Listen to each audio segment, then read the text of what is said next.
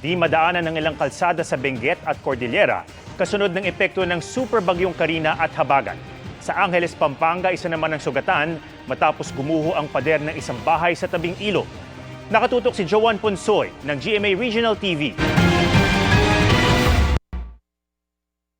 Sa tahanan kung saan sila nakasilong sa kasagsagan ng masamang panahon, hindi nakala na mag-inang ito na trahedyang sasapitin nila. Bumigay ang pader ng kanilang bahay sa Barangay Pampang ng Angeles City, Pampanga na nasa tabi lang ng Abacan River. Walang tigil na kasi ang pag-ulan noon, kaya unti-unting humina hanggang gumuho ang lupa sa lugar, hanggang gumuho na rin ang pader ng bahay. Sugatan naman ang padre de pamilya na nagpapagaling sa ospital.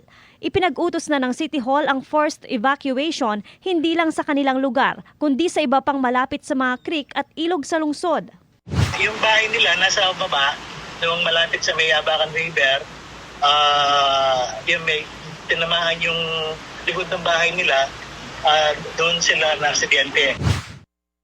Pagguho rin ng lupa ang ininda sa mabundok na bahagi ng Cannon Road sa Purok Mill Site, Sitio Camp 6 sa Barangay Camp 4, Tuba, Benguet. Dahil dyan kung kaya nananatiling sarado sa mga motorista ang Cannon Road. Yung iba kasi dyan ay recurring kahit na mag-clear ka, mamaya may babagsak ulit. Yan ang problema dyan sa Cannon Road.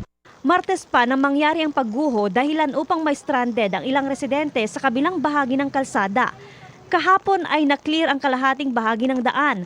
Pinayuhan ang mga residenteng lumikas kung kailangan. Pero may ilan pa ring nanatili sa kanilang mga bahay para magbantay. Samantala, magiging alternatibong ruta ang Marcos Highway at Nagilian Road paakyat ng Baguio City. Total close po ma'am, base po sa report ng Benguet First District Engineering Office. Bukod sa Cannon Road, 5 iba pang kalsada sa Cordillera ang sarado as of 11 a.m. kaninang umaga. Malalaking alon naman ang sumira sa bahagi ng Coastal Road sa Sitio Tuktok, Barangay Sindol, San Felipe, Zambales. Habang sa bahay ng iba, kinailangang ilikas ng Philippine Army at PNP ang mga nakatira sa mga mabababang barangay. Hinatiran sila ng pagkain at gamot sa evacuation center. Mula sa GMA Regional TV at GMA Integrated News, Joan Punsoy, Nakatutok, 24 Oras.